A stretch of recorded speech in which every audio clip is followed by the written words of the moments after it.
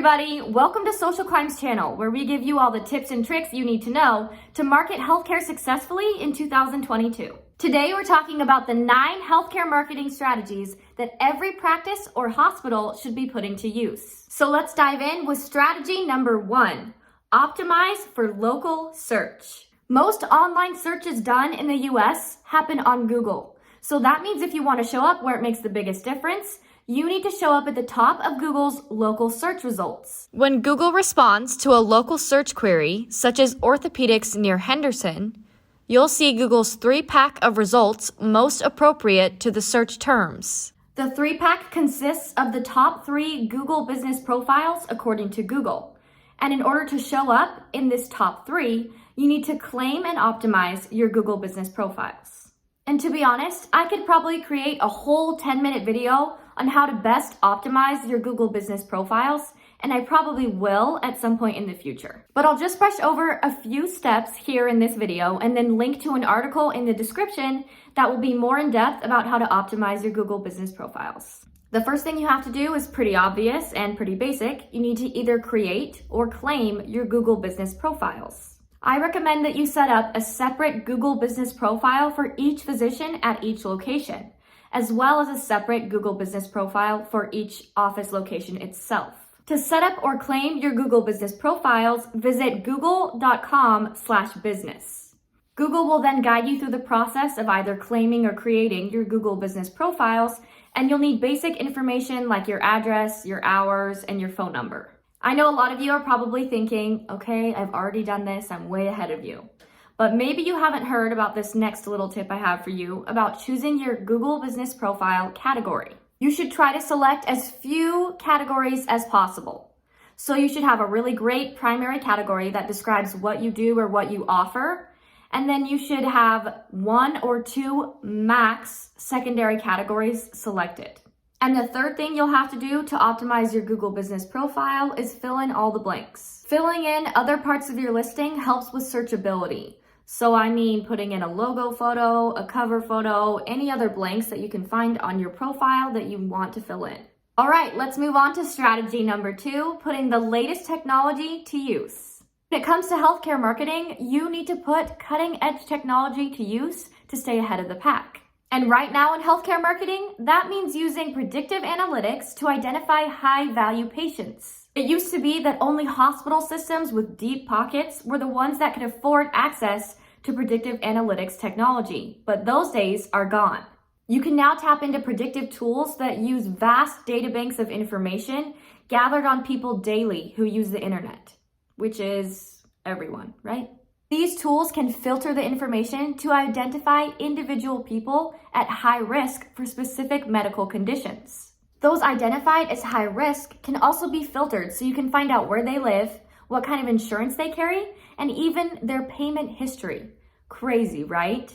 With that information in hand, you can figure out where you want to build your new office, you can figure out who you want to send ads to, and basically fill your schedule with high-value patients. Speaking of ads, let's move on to strategy number 3, send ads. You can run 3 different types of ads that will send patients your way: paid search, paid social, and display. Paid search ads on Google and Microsoft are the very first thing people see on a search results page. They are text-based and display a combination of headlines, descriptions, and taglines.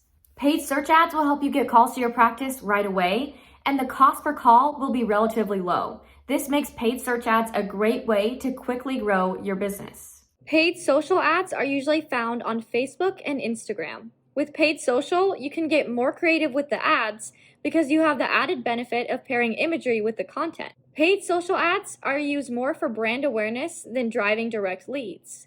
You will start to see more Google searches for your practice after running ads on Facebook and Instagram over time.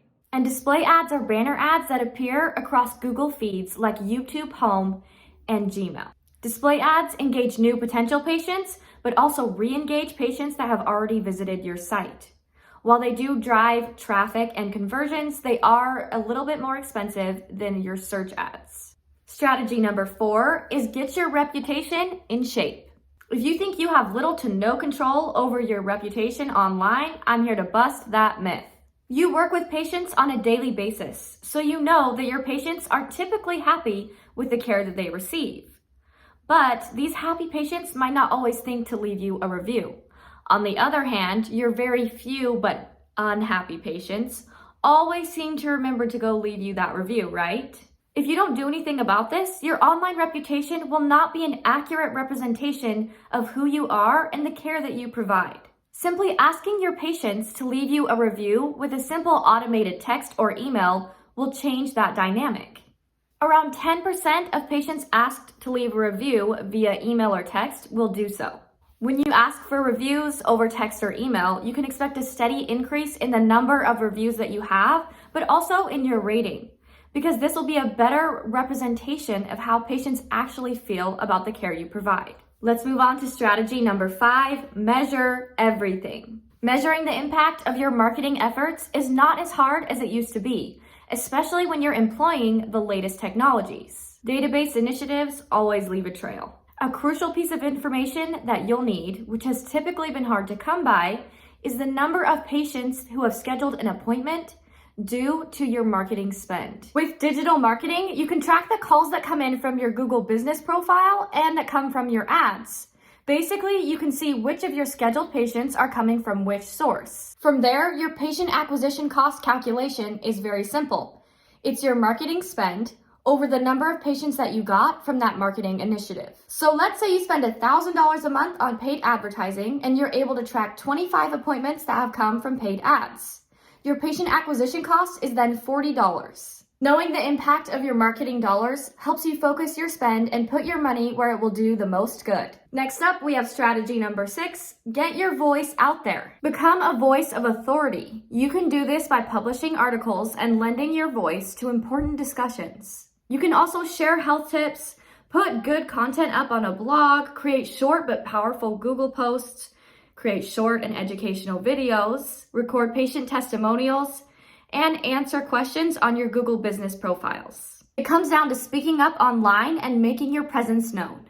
Strategy number 7, focus on how you help. It's easy to focus so much on what you do that you lose sight of how you help. And don't get me wrong, what you do is vitally important, but most patients are worried about themselves and how you specifically can help them with their health condition. As you communicate online through blog posts, answering questions on your Google business profiles, or commenting on social media, make sure to keep the focus on how you help. Strategy number 8 is understand the patient experience. A key strategy in winning new patients is understanding their experience from their perspective. With patients taking a bigger role in finding their healthcare providers more than ever before, it's important that you're aware of how you show up online to your current patients and new potential patients. Gaining insight into the patient experience from beginning of care to the end and beyond helps healthcare workers make small adjustments that will improve the patient experience overall. Find yourself a platform that will send patient satisfaction and patient-reported outcomes surveys,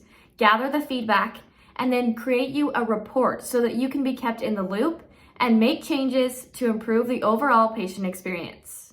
And finally, we're at strategy number 9, follow up with patient feedback. Maximize the impact of gathering feedback from your patients by responding to their comments and questions. If someone leaves you a negative review, it's important to respond quickly to mitigate their negative experience before things escalate. Responding to positive reviews also holds its benefits because it shows that you're paying attention to patients' concerns and needs. Just make sure you're always responding in a HIPAA-compliant way. The market for new patients is becoming increasingly competitive. So in order to keep attracting patients to your business, you need to stay on top of healthcare marketing trends and be agile enough to adopt new technology and practices. Adopting these 9 strategies will help you do this. Which of these 9 strategies do you think is the most important? Let me know in the comments below.